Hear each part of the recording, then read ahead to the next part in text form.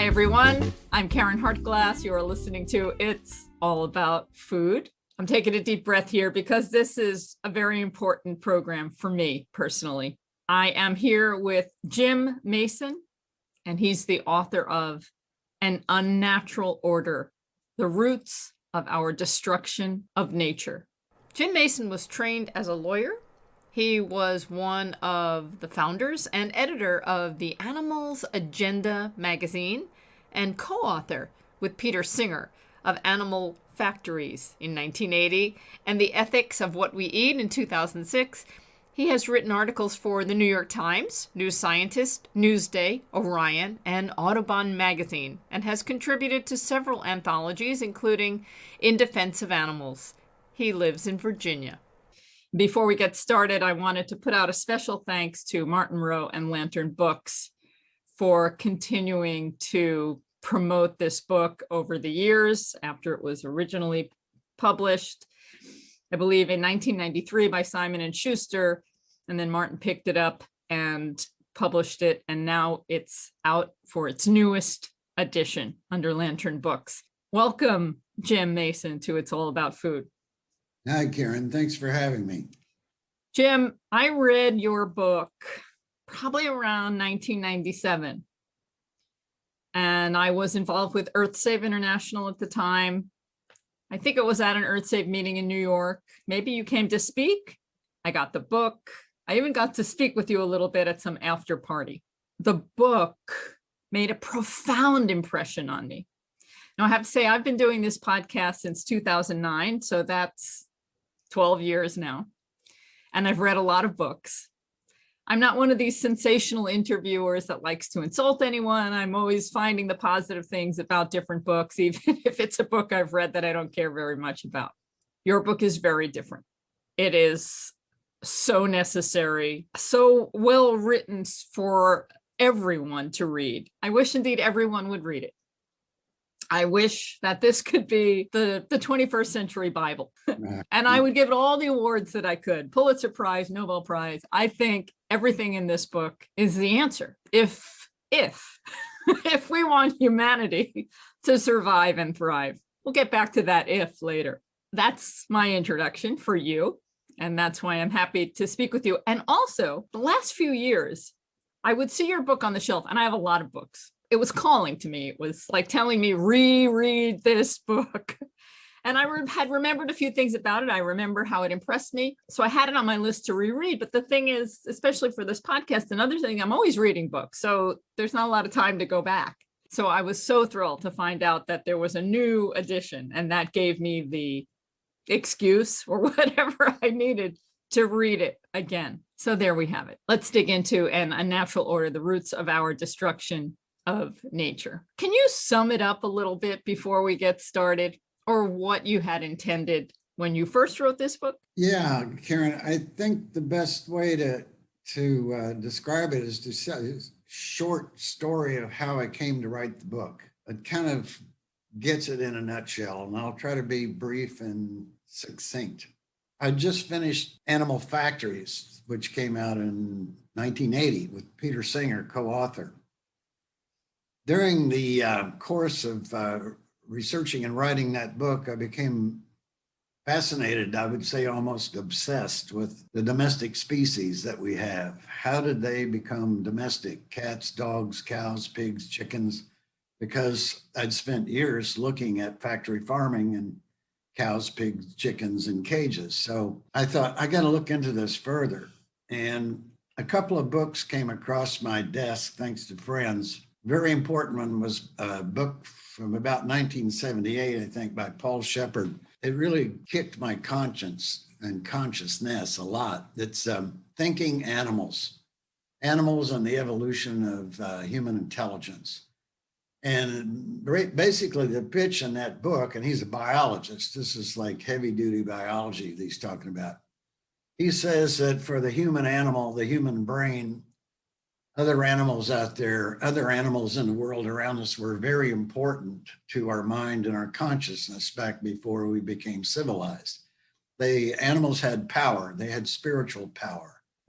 many of the tribal peoples always had, what they called a totem animal, an animal that was the most important. This is the Paleolithic period. And with that kind of mindset about the world around them, animals were the most important others. They were the main other beings in the world, and they were fascinating to human beings who didn't have science yet, didn't know how to explain things. But here were these animals that were fascinating to watch. They'd hear them at night. They would see their antics during the day, and they would be puzzled because animals, oh, they looked different from us. They did a lot of the same things that we did. They ate, they slept, they pooped and peed and had sex, and they did everything that humans are doing. And we were thinking, to the little extent that we could think in those Paleolithic times, who are they? What are they doing? Who are we? There was this whole dynamic between the budding human mind and the animals around them. So Joseph Campbell, the great mythologist, the late Joseph Campbell, called this period the way of the animal powers. And this is the way we saw the world before we discovered agriculture. It was a living world. It was live, and it was full of other beings, and they were animated and they were fascinating. So they loomed large in our cosmology, which is how we see the world. In fact, if you look at the creation stories around the world, not only in tribal societies, but in our own biblical Judeo-Christian society, animals were here first. They were here when the earth was created, and then we came along and they taught us how to live. So no one seems to know and understand how important animals are. And they've been way back in the millions and millions of years of our evolution as a species. So when I discovered that idea, and having been following factory farming and cows, pigs, chickens, etc., I had this thought, okay, if animals are so important to the human mind, if they had this mythical power, what happens then when we enslave them and bring them out of their habitat and into our world and turn them into barnyard animals? Things. Shackled, pinned, yoked, castrated, dehorned. We controlled every aspect of their life, and they lost, thanks to us. I didn't say they lost. What was taken away from them was their power as beings in the wild. So I had to think, what in the world did that do to us?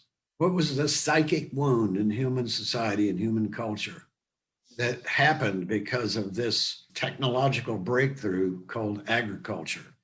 Now, a lot of people have written about how agriculture changed the world for humans. Famous Jared Diamond, the popular writer, said it was, quote, the worst mistake in the history of the human race. I've read a lot of these guys and women who say that agriculture was the thing that changed the world for us. But there's two kinds of agriculture. There's plant agriculture and there's animal agriculture. And the impacts are not exactly equal. Sure, plant agriculture, that is raising wheat, barley, and oats and so forth, caused some changes. It caused people to settle down and stay in one place and live in villages, et cetera, et cetera. But the animal agriculture side of it has much more brutal impacts on the human psyche, because we changed animals from powers to slaves. We changed them from gods to goods. And it had a profound impact on the way we see the world. And as a result, we have learned to do the same to each other. Yeah. Enslave each other and treat each other as things. And we've gone to become a very violent society. Yeah, it's a shame how many things changed. Some people object to the use of the word slavery. Connection with anything but, white over black, chattel slavery of the American South. But slavery had been around for thousands of years. In fact, our cultural ancestors, the Greeks and the Romans, were built on slavery. And even before that, anthropologists think that the very first human slavery was the enslavement of females, of women. But if you look at the model for that kind of slavery, I'm pretty sure it was animal agriculture and animal domestication, animal husbandry that provided the model for female slavery, because the warring tribes in those days in the ancient Middle East were animals that were domesticated, which is now part of Iraq, part of Turkey, part of Syria. That was getting to be a crowded part of the world. And when people kept herds in those days, herds of sheep and goats and cattle, they tended to be kind of competitive with each other for water and grassland, because you have to keep those animals supplied with water and grass to keep a healthy herd. They began to make wars with each other, skirmishes, raids, and they would steal each other's cattle, sheep, and goats. It was considered part of the world at that time to raid on a neighboring tribe and take their breeding stock, maybe capture one of the bulls or the cows. Well, when they started having wars between the city-states, they pretty much did the same thing. Sometimes they would neutralize the men so they wouldn't be a threat. They would blind them, they would castrate them, or they would just have mass executions. And there are figures given in the Bible of some of the kinds of horrendous cruelty that happened in these wars between the city-states. But they would take the women and the children back to their capital and make slaves out of them. So I always theorized that maybe they learned how to steal women and children the same way they learned to steal animals. It was just take them from your enemies and then use them for your own benefit. So anyway, it's a long road from that period, which we're talking 6, 7, 8,000 BC, to more modern times. But it's no coincidence that the ancient Greeks and the Romans and the Persians and the Egyptians of all of the classical civilizations were founded on human slavery. It's hard to really know what happened so long ago, and we can make the most out of the records that we have and the interpretations we have. And you've even spoken about how the interpretation of the information we have was used for so long to support a male-oriented story, myth, perhaps. And you can look at it many different ways, and people are today reinterpreting information to see perhaps we took a different path or different things had originally happened. What I like about the book is that you span a wide range of history, and you do it with such a broad overlook of what's going on, and it's easy to understand. I've read other books that try and explain how we got here, and they're very difficult to get through. But a lot of what you're trying to say will shake up the foundation that so many people have about who we are and why we're here. Yeah. And a lot of people believe in this hunter-gatherer beginning, and how macho men are and were, and the need for meat, and that meat is what made us who we are. There's a lot of theories coming out today that are kind of crashing that whole scenario. But when you're born into a culture that believes something, it's really hard to change it. Exactly.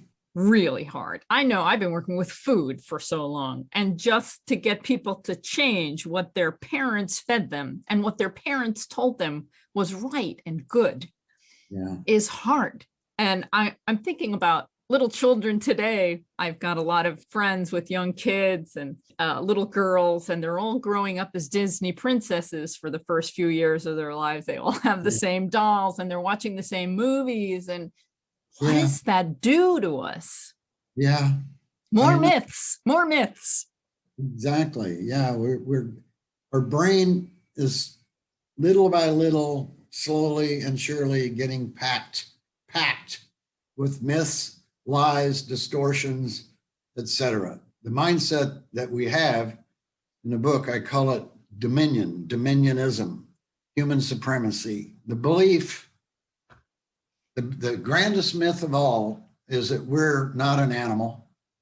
We're superior. God made us to look like him. It's always a him, right? These ideas are ingrained in every kid. Now, that's in the Western culture. I mean, there are other religions around the world, but we're talking about us here in America primarily. Yeah, I was brought up on that, the Judeo-Christian belief in Jesus and God in heaven and all of that. I was brought up on that big time, which is interesting because in the book, I found out that cosmology, that view of the world, that creation story that's laid down in Genesis. In the beginning, God created all of that. That is the product of the culture of herds people. In our case, it was Hebrews. But the Hebrews were just one of many herds-keeping people in the prehistoric Middle East. And if you read the first few chapters of the Bible, you'll see how the ancient Hebrew tribes were at war with everybody around them, the Ammonites, the Canaanites, the Hittites. There were so many ites around that part of the world at the time, and they were all herds people. They were all keepers of cattle and sheep and goats. And they all had similar stories, but the Hebrews just happened to be better writers than everybody else. They knew how to read and write.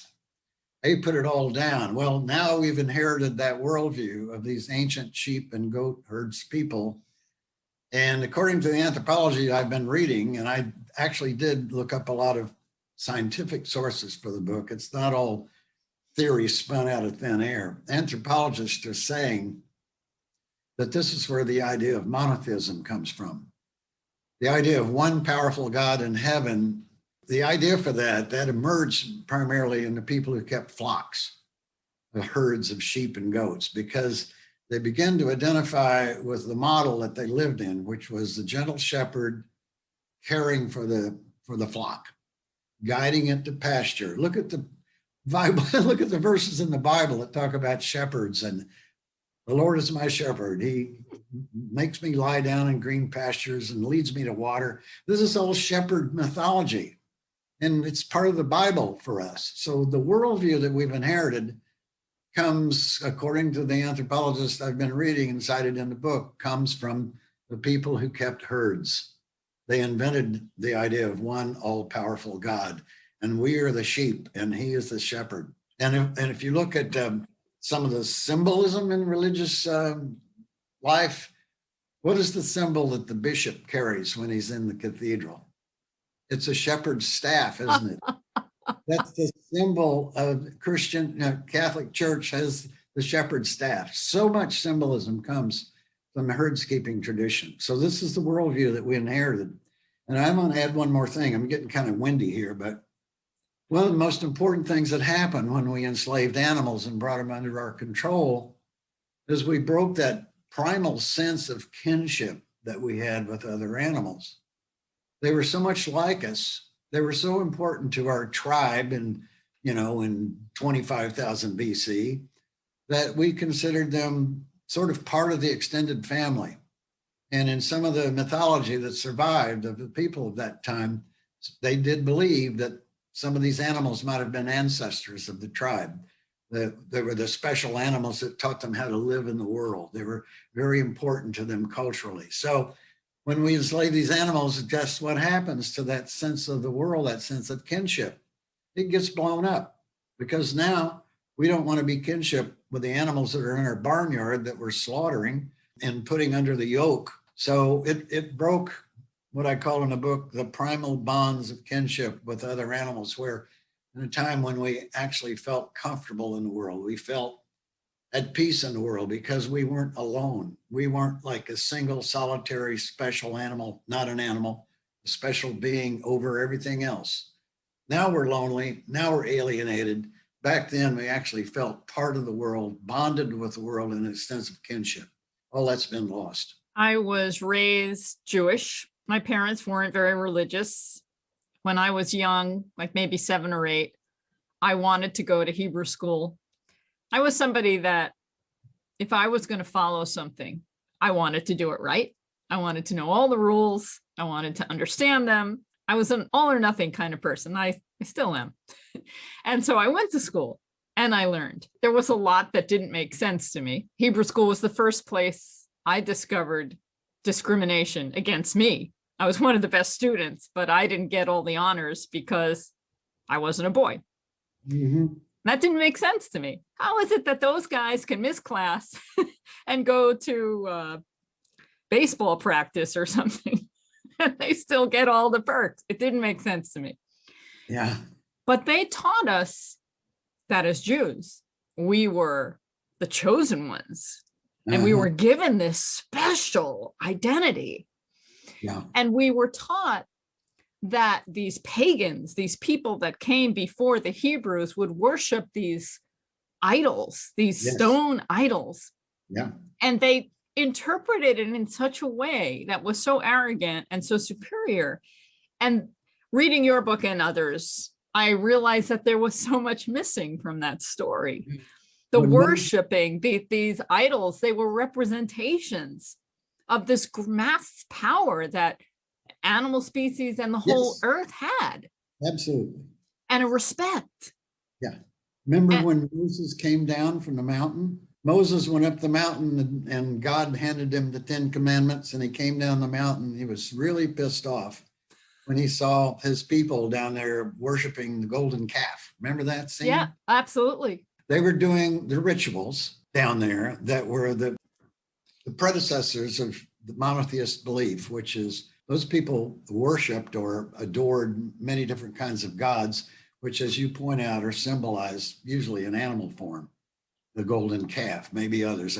Sometimes it was a ram, a great bull was the symbol of the people, because that was the emblem of their totem animal, their special animal. Moses didn't like that at all, did he? No, and we were given interpretations of all of these stories to take us in a certain direction. And one more thing I remember is we were taught that the Jewish religion was the first to identify humans as individuals. Uh-huh. And this was an important thing. We were all unique. We were all individuals. We could all be in charge of our own destiny. And as a result, now I'm looking backwards, we lost our connection to each other, to animals, to the world. And all of these things that I was taught that were special were really leading us to our demise. Yeah, this is an alienating worldview. And unfortunately, it spread way beyond the Hebrews to the Christians and then the Muslims. They have the same creation story: monotheism, humans are special, humans are unique, human supremacy, and exceptionalism. We are not part of this living world. We are so special. No other animal gets to go to heaven. That was a big scene for me in Sunday school. The Methodist Church, circa 1952 or something. I had my favorite dog had died, Butch. And I go to Sunday school and I asked the preacher if I'm going to see Butch in heaven. Oh my God, you could have heard a pin drop. No, he was sorry to say Butch won't be in heaven. Animals don't have souls. Boy, that was it for me. Yeah. Couldn't wait to get out of there. Yeah, because Butch had a soul and you knew it.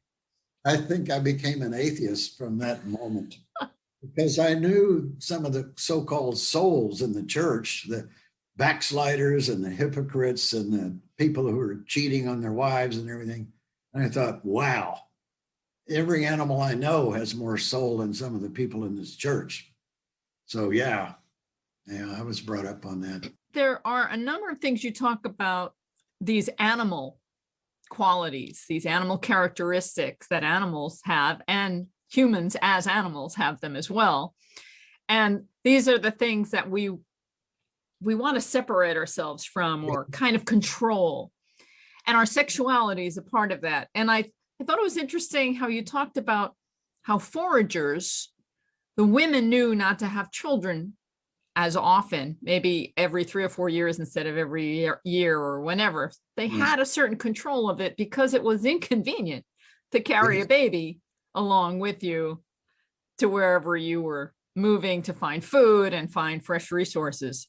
And then as we learned to settle in our agricultural communities, we could have more children because we needed more of a workforce and we weren't going anywhere. And then through religion and other means, we learn to dislike our sexuality and not embrace it as natural and try and find a way to control it because it wasn't attractive. It wasn't human.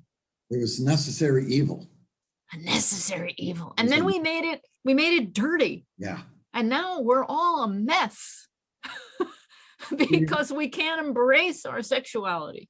Especially non-procreative sexuality. That's homosexuality, masturbation, so-called unnatural sex has been a crime, punishable by some serious penalties right up until a few decades ago in most states. Yes, if you're going to have sex, you're supposed to create a baby. I don't know if you remember some of those passages in the book where I quoted, I think it was St. Augustine, who was one of the philosophers of the Catholic Church. And he said that sex, even in marriage, was a bad thing. It should happen very carefully and only at night, and only with the thought of having a baby. You can't have lust. That's like being an animal. That's when we're out of control and we lower ourselves to the animal level. Then there's that scene I mentioned, Cotton Mather, the eminent New England preacher, was taking a pee and he noticed that his dog next to him was doing the same thing, and he was horrified because it reminded him, oh my God, I'm an animal. And he was so ashamed. Just think of how we despise the animal within ourselves and even deny that we're animals. Hello, we're mammals. Yes.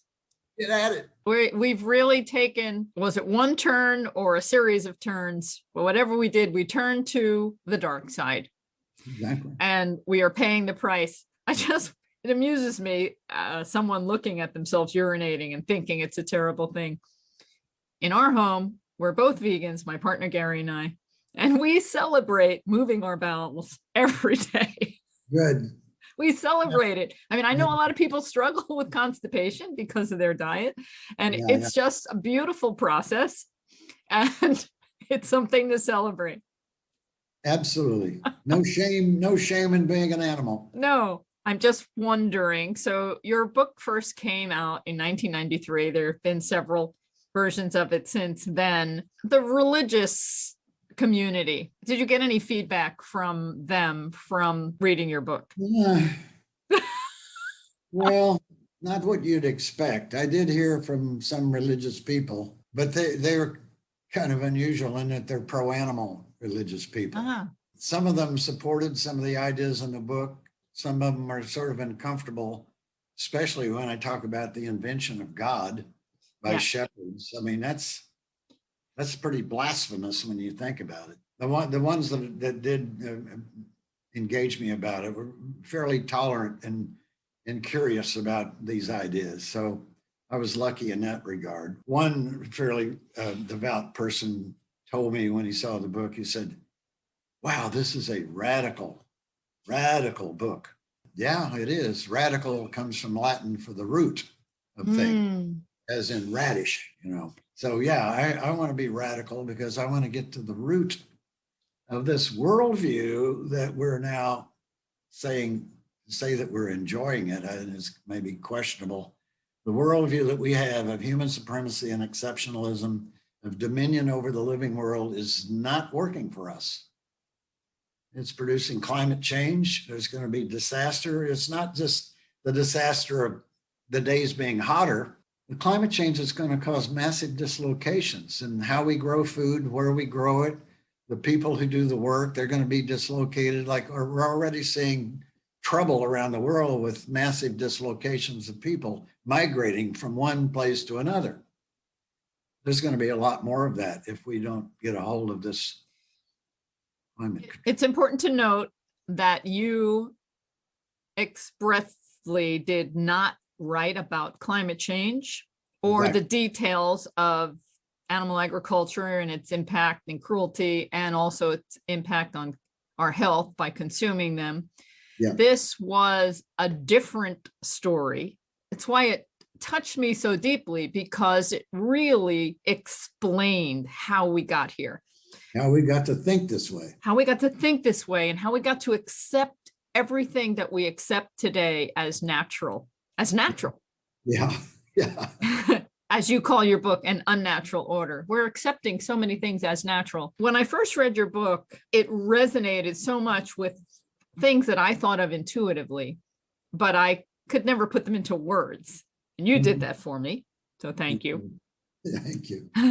Which is why I wanted to read it again. Now, I have to ask you a question, because there was something that I remember and I attributed it to you, but I didn't see it in the book.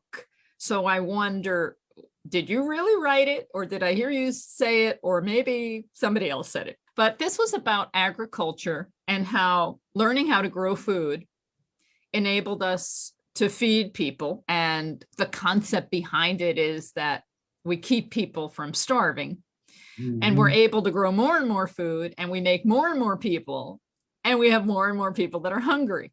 So now we have 8 billion people on the planet, and we have about 1 billion people that are starving or food insecure. And so agriculture didn't solve that problem. Absolutely. Were you the one who said that? Was that in your original book? I might have said something to that effect in a talk at some point. Yeah, there's the irony in that when the world began to get crowded back in the ancient Middle East, the prehistoric Middle East, 8,000 BC, they wanted to expand the food supply as best they could because foraging was becoming less and less an option because of this increasingly crowded place. You got to where to forage the way you used to, you'd run into too many rival groups foraging. So they had to kind of stay in place and make do with what they could find right around them. And in that process, they learned how to grow things, to cultivate, to turn some wild grasses into productive barley and wheat. And the same with the sheep and goats. They learned to control them enough to increase the numbers. Well, I thought about it. That was a great technological development to figure out how to feed more people. And in hindsight, now I think, wouldn't it have been better if the technological development had been better birth control? So instead of trying to feed more people and have more people, we have kept the numbers down, and we wouldn't have been so crowded and so competing with each other for sources of food and water, which we are now. I mean, we almost have an overrun planet. Yeah, so yeah, I think I might have said something like that. And I did a lot of other writings that kind of spun off parts of the book. So you might have seen a piece of that thinking somewhere else, that why didn't we, instead of feeding more people, figure out how to control birth like we were doing in our animals? Yeah, we thought about doing it for animals. Yes. Yeah, we wanted to control the breeding of our, I like the word livestock. Yeah. They're livestock. Yeah, they're things. Yeah. They're things. I personally made a choice when I was a teenager not to have children because I recognized the population problem, and I didn't have this drive, this feeling of need to procreate. Of course, that went against all the messages I was getting from my religious upbringing. Exactly. Yeah. Something that I found personally that resonates with me right now, we're house sitting at a friend's home in California, and she's got this great garden in the backyard with fruit trees and herbs. And anytime I'm in a natural space, a natural environment that is lush and bursting with food, I feel at home, and I feel celebratory. Oh, look, there's all of these wonderful sweet things for me to eat. And I love the abundance of it. It's just a wonderful feeling. And I think, is that something that's in my DNA? Yeah. When I was growing up, we moved to a new house that hadn't been developed yet. As I grew up, the open area behind us became more houses, but there were lots of wild blackberries. And I used to just go on my own. My parents didn't know where I was going. I was like, 10, 12. And I would find all these berries. And I was just like, I'm a millionaire. I'm surrounded by all these berries. And I would just eat them. I'd bring them home. I tried to make jam out of them, but they got really hard. I didn't know what I needed to do about that, but just seemed like a paradise. Yeah. Free food that was delicious. Yeah, and the sensory experience of it too. You smell, hear, feel, see so many more things in the world around you that are alive, just like you.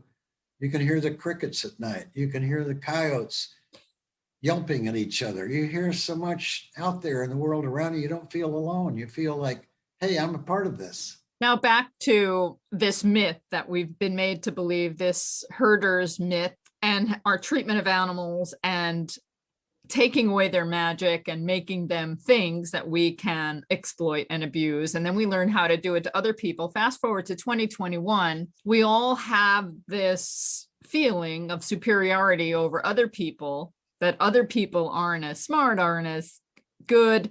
We know the history of the United States, where we stole the land from the Native Americans and lied to them, broke treaties, all kinds of lovely things, gave them disease. And then we shipped the Africans over to grow our food, build our buildings, and religion and some secular philosophies made us believe that these people were inferior, and that gave us the right to abuse them. Yeah, exactly. Yeah, I spent quite a bit of time in the book in one chapter examining how this hatred of animals, I call it misothery, kind of a bad word to dream up something as clumsy as that. But I could find no word in the English language for this attitude of contempt that we have toward other beings, other animals, as inferior, possibly dangerous, possibly wicked. Look at the way that Satan, the devil, is symbolized. He's part animal. He has horns, he has claws, he has a tail. Satan is almost part animal. So animals are pretty much despised because they're under us and they're the ultimate other. So this plays into how we regarded other people when we encountered them around 1500, when Columbus and the others began to explore, to discover other continents. And what were they supposed to think when they see people, human beings out there living in the wilderness?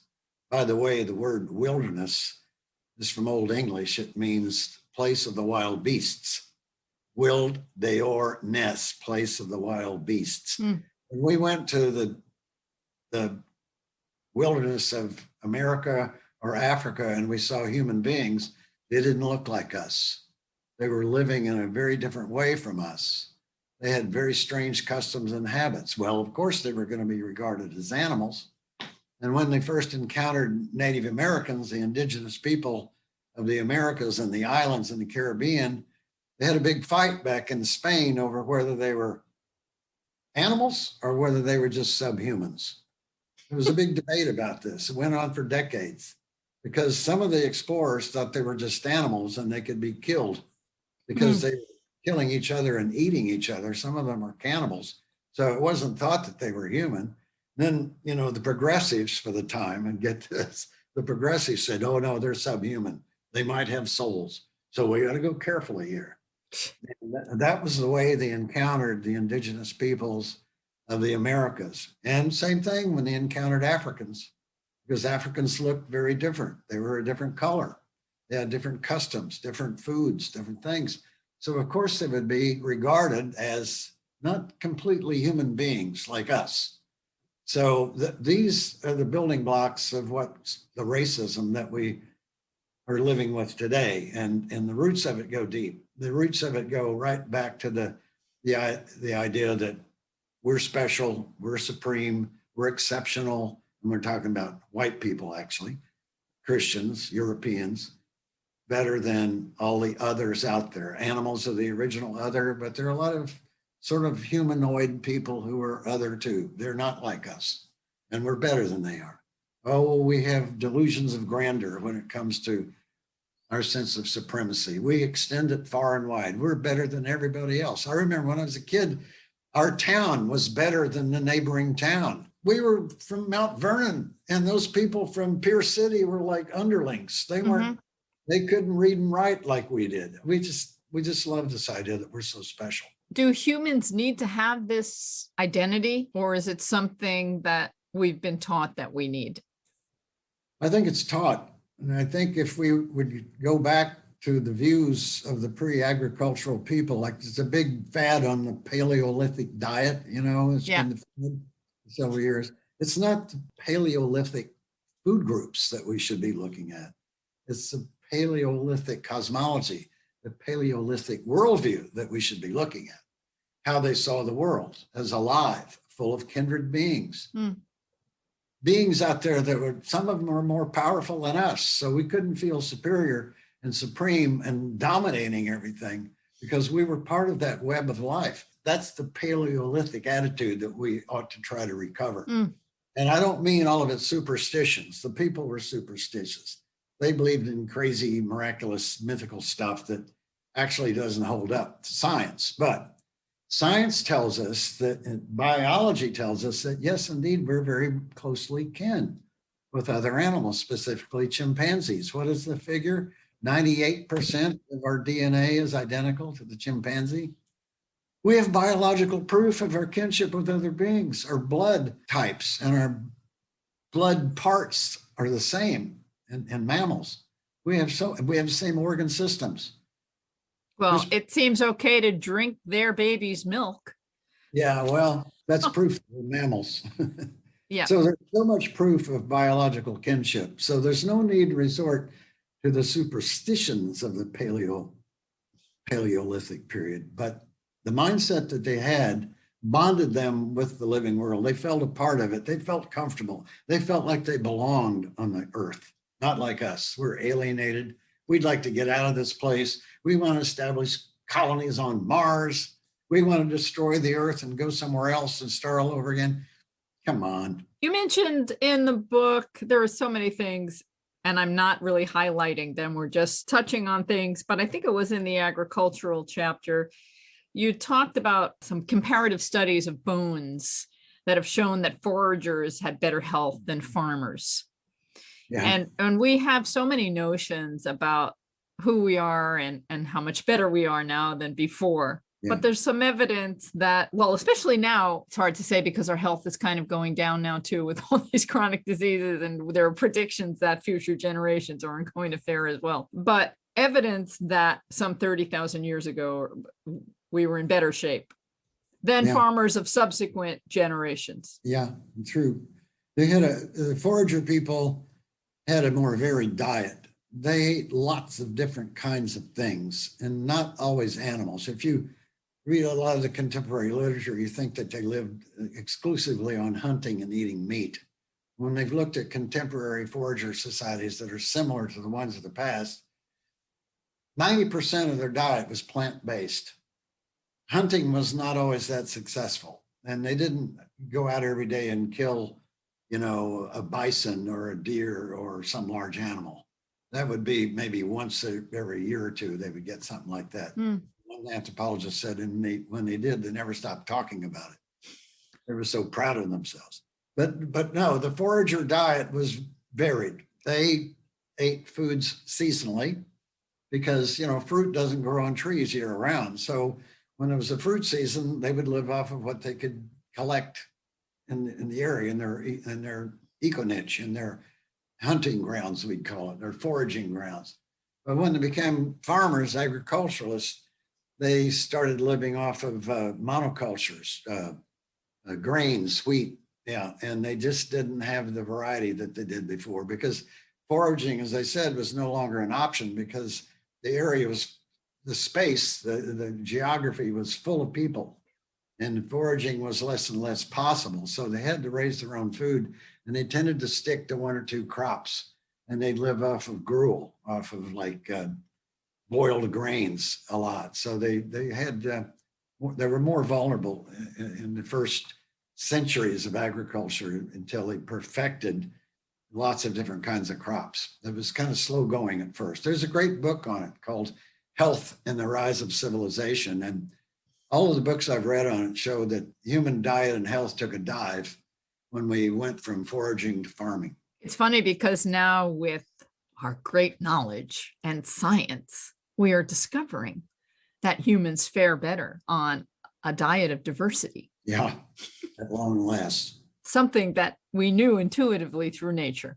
More fruits and vegetables, plant-based foods will keep you healthy.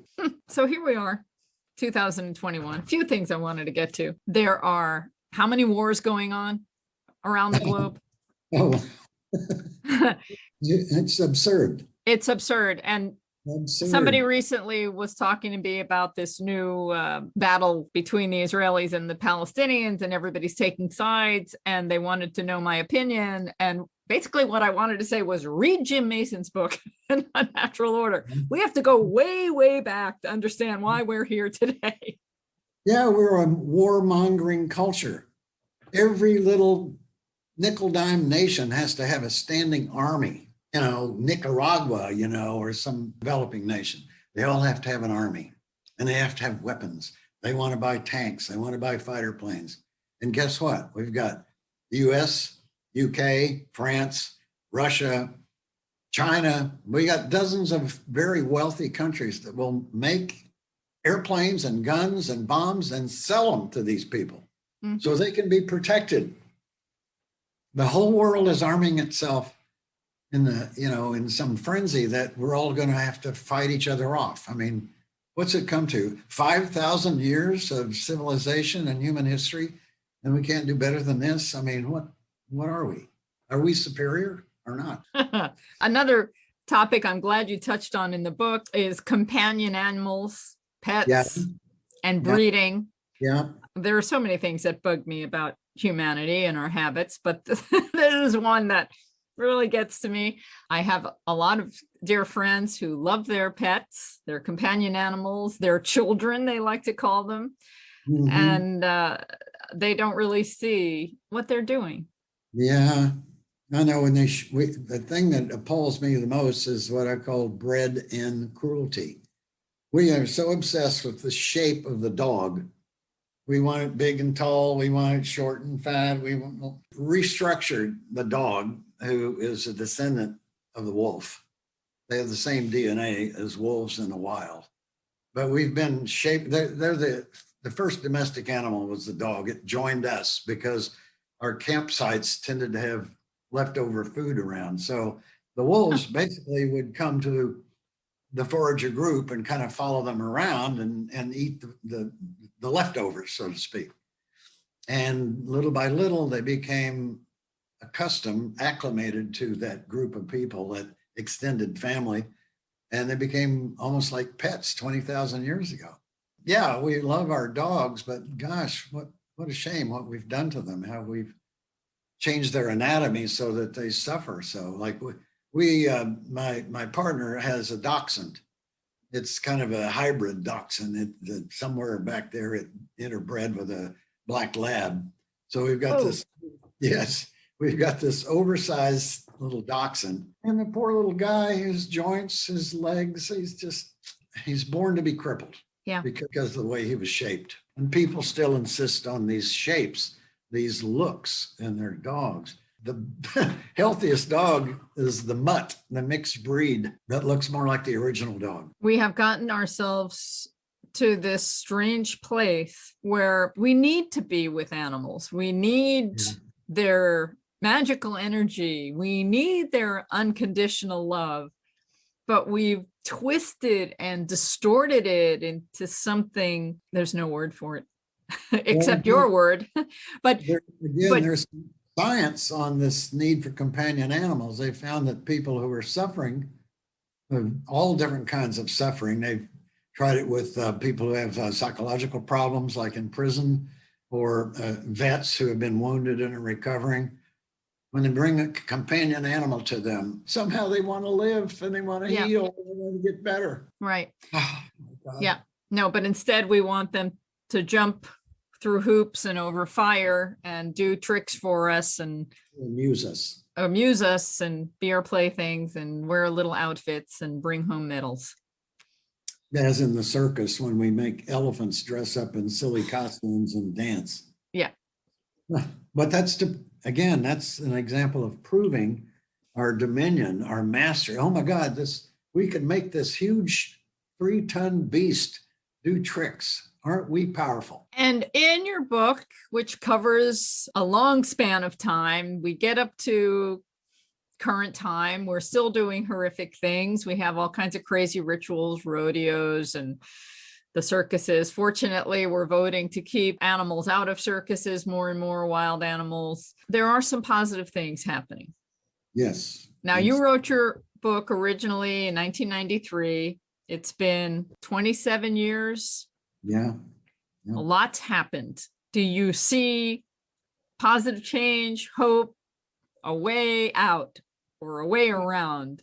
Yeah, you have to see, if you're paying attention at all, there's a pretty good shift in attitudes about other animals. Wildlife, we call them. That's animals that we haven't taken control of yet.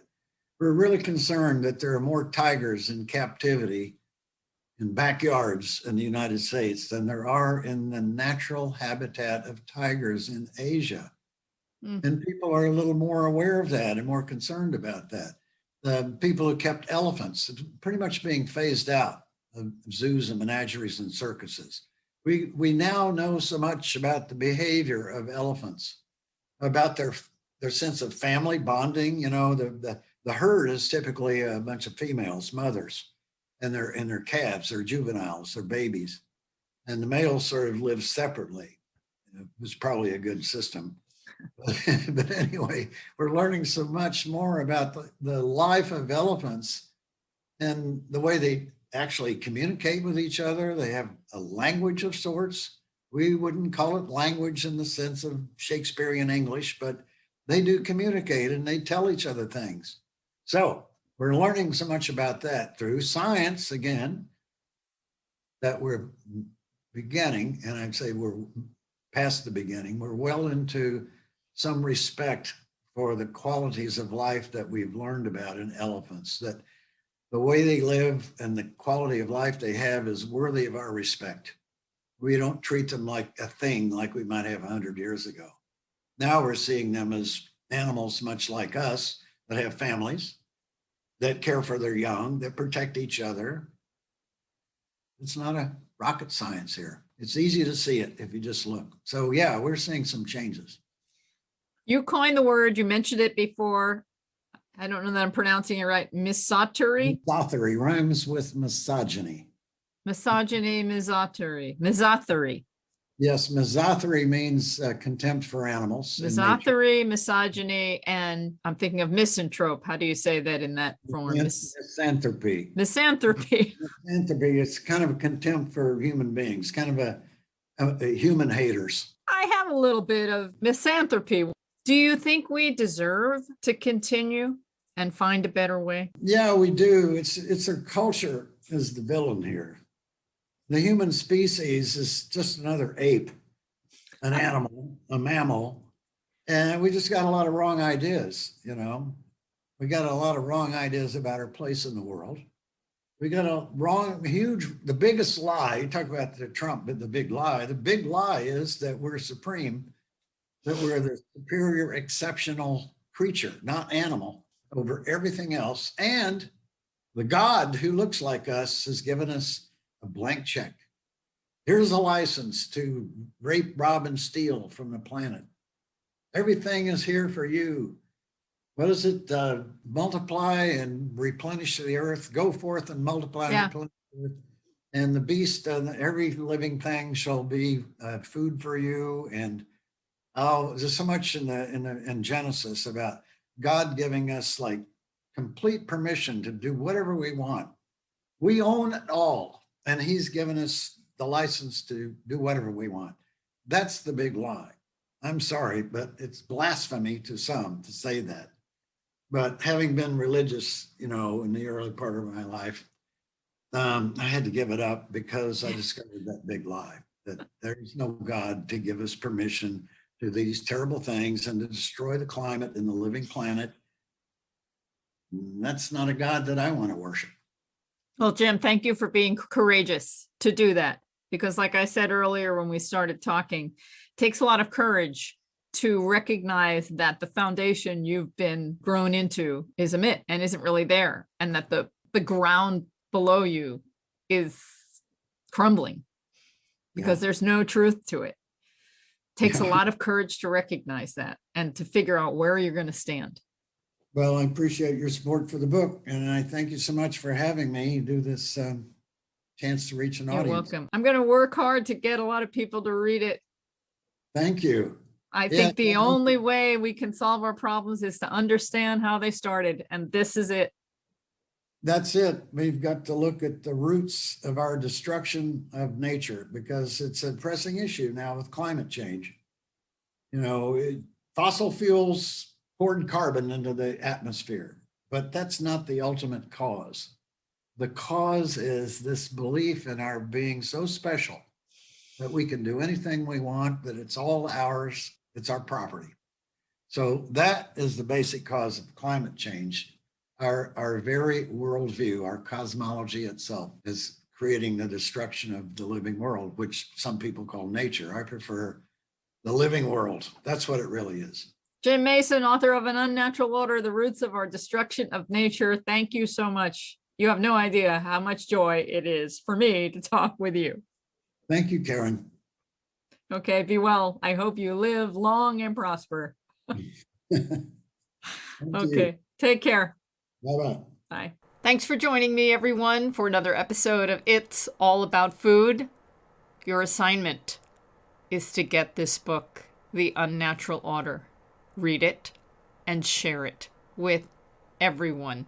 And that's another episode of It's All About Food. You can find more information at responsibleeatingandliving.com, where I live. Comments and questions are always welcome from you. Send them to info@realmeals.org. Have a delicious week, everyone.